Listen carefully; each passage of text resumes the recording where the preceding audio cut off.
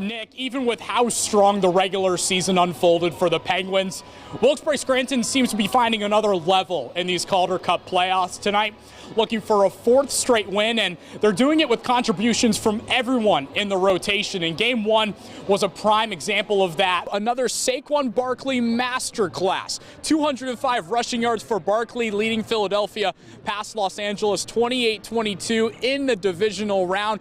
Barkley's 78-yard rushing touchdown sealed the deal for the Eagles. This was a game that a lot were anticipating. What a run it's been to knock off an undefeated team in the semifinal round in United to get to this point, but they ran into a private school, I'll say that, and then also a Swickley Academy team that has been just as dominant out of the Pittsburgh area. The firefighters in Loco Beach Coconuts meet here at PNC Field tonight for a unique and, as you said, an unusual form of baseball, but one that draws thousands to millions of fans all over, and fans here in Scranton will have an opportunity to luckily not watch me dressed up like this, because they'll be surely laughing if I was at the plate hitting the baseball. Instead, it's tons of college and former professional players. Philly hasn't been great. Honestly, it's been pretty ugly. They've scored 7 points in the second half of their last 3 games combined, but with all the talent on this offense and facing an inconsistent Minnesota team, I like the Birds here.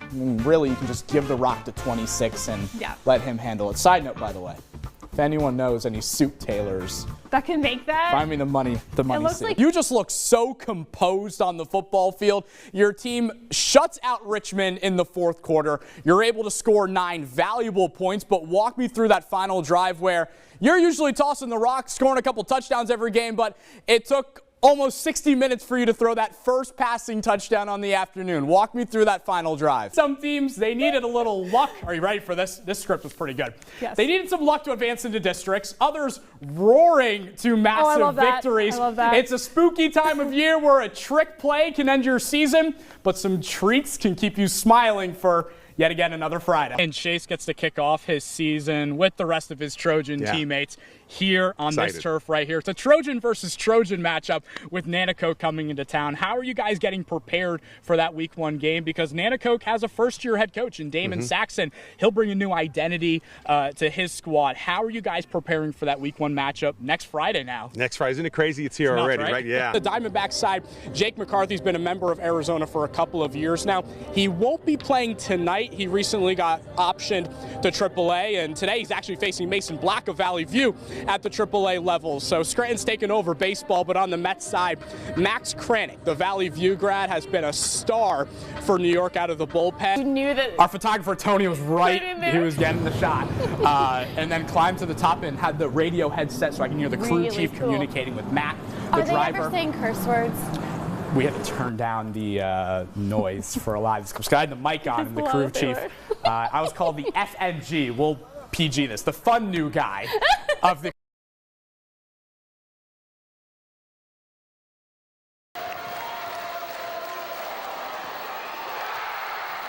He's like, we are not losing. Get on my back. People call it the greatest performance in Martz Hall history. I remember being in the office and listening, and it's just like, holy cow, this kid's got 41 points at halftime. When the lights got brighter, Jerry's game got better. I love the fact that it's kind of tied to 2 communities. Yeah, they're all nuts. I think it's exciting. The area loves Syracuse. There's a lot of fans from those years that stuck with us. In Scranton, basketball's always meant more. The championships, the history. But every once in a while, you'll strike gold. The player who puts the city on the map and belongs to everyone. He represented all of us, blue collar, hardworking, like Al said, gritty, self-confident, like Greg said. And he's a 6'1" Irish kid from North Scranton, and we can relate to him. Scranton and Syracuse are very similar. A lot of blue-collar towns, a lot of same work ethic and backgrounds, etc. And that's why he thought Jerry would be a perfect fit. He is our favorite son, our hometown kid, going to a place where, they appreciate him as well, as much as we do. A Bishop Handon game day became a holiday. Fans lining the street to buy tickets so that they could watch Scranton's son play in the area's biggest venues. They had to move games from the small Bishop Hannon Gymnasium to venues like here. The crowds would continue to grow, and so did McNamara's game. Becoming a top 40 high school player in the country, Jerry's unlimited range on the floor and loads of confidence carried over from Pennsylvania to the rest of the nation. Some coaches were there for the next game to see a bigger, more well-known AAU team. He knew that they were there, sensed it, and just absolutely went off. I remember a story that Mike Hopkins told. There's a drill that he would have the shooters or Jerry do at the end of practice. So I guess this one time Jerry was just bricking everything. And Hopkins is like, boy, you know, if this was J.J. Redick at Duke, he would have this drill done already, and we'd be out of here. And Jerry just all of a sudden just got like, like all of a sudden this look on his face, like the big, like Incredible Hulk eyes and everything like that. And bang, bang, bang, drill was over. And he knew what buttons to put, So I remember like little things like that about him. Jerry's legacy in the Electric City became pretty clear, but he wasn't satisfied with ending his story there. He looked me straight in the eye and he said, I know why I want to go to Syracuse. One of the reasons is I want to go to somewhere where it hasn't been done before. As a 17-year-old kid, he prophesized that 2 years before it happened. 20 years later, is it pretty surreal? Yeah, I didn't open this up until, like last week, and I was like, wow, this is actually crazy. Riley Marks had an older brother graduate with Jerry, but she built her own connection with the Syracuse star, documenting his journey through a scrapbook. I was super young, so most people idolize the Jonas Brothers or Michael Jordan, but I idolized Jerry McNamara. He was my Michael Jordan. It gave the younger kids someone to look up to, where a coach or a parent could say, "Hey, you want to be successful in basketball? You like playing basketball? Watch that kid. Watch what he does." You just kind of sit there and enjoy it, and you smile, and you just realize he's the best player ever to come out of District 2. Coach Bucci put in so much time and effort. He'd be exponentially proud of Jerry's accomplishments. I think we all knew someday that Jerry was going to be a head coach. I mean, that was in his DNA. That's who he is. Scranton, you'll see, is going to support him just as much as they did when he was playing at Syracuse as well. Volpe or Lindor? It's got to be Volpe. Yankees fan for life. Big time. Yes, sir. Two Yankees fans right there. Big time. It's crazy because, like, a part of me, it's like we're playing high school baseball, and then he'll hit, like, a ball, like, 400 feet, and you're like, oh, yeah, like, that's right. He's insane. Being around Leo, the young kids, the freshmen, they all look up to him as a superstar, and that's playing a big role in, their talents. Leo Knockley's swing at the plate might be just as powerful as his leadership.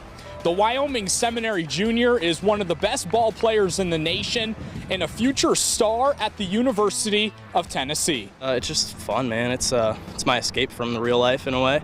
So I kind of want to make this my life. From hitting home runs in major league parks to right at home in Kingston, the 5'8" shortstop keeps his mindset the same on any diamond. I'm the small guy, so I always play with a chip on my shoulder, especially being from the Northeast. So I think having the mindset of I'm the best one out there, but playing humble and confident at the same time, it's definitely a good match. Baseball has picked up in the last couple of years, and players like him, especially him, have brought that into this Northeastern PA world. Like, it's awesome. His family's here all the time representing. He comes from a great family. He's here every day grinding into school and definitely on the baseball field too. Knockley plays for Team USA and already has sponsors for different brands. Still, just a 17-year-old, his play on the field has teammates raving about how bright his future is. It's like looking at the sun, if you want me to be honest. It's something I'll never be able to say, like, that I'll see again. Like, to play with somebody like that in high school is an amazing experience. He's always there to help people, and he's always there to teach us. In just 2 years, the Plains native will join the 2024 NCAA champion Volunteers. SEC baseball, the best competition in all of college. And Knockley, he admits there will be nerves, but he's ready to wear that vibrant orange on his chest. making myself at home, making a statement as soon as I step on campus is going to be my goal. So there's a lot of Northeast guys on that team, which really made my decision much easier. And a year from now, another decision looms: college or the MLB? His answer, fairly simple.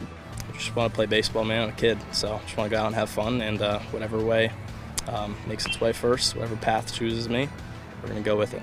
Reporting for 2822 Sports, I'm Nick Zelaya.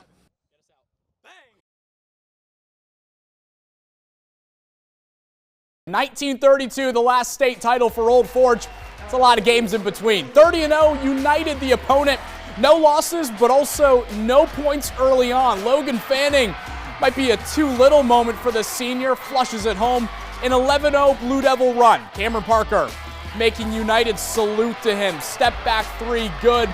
A long night for the Lions guarding number 4. Baseline reverse finish.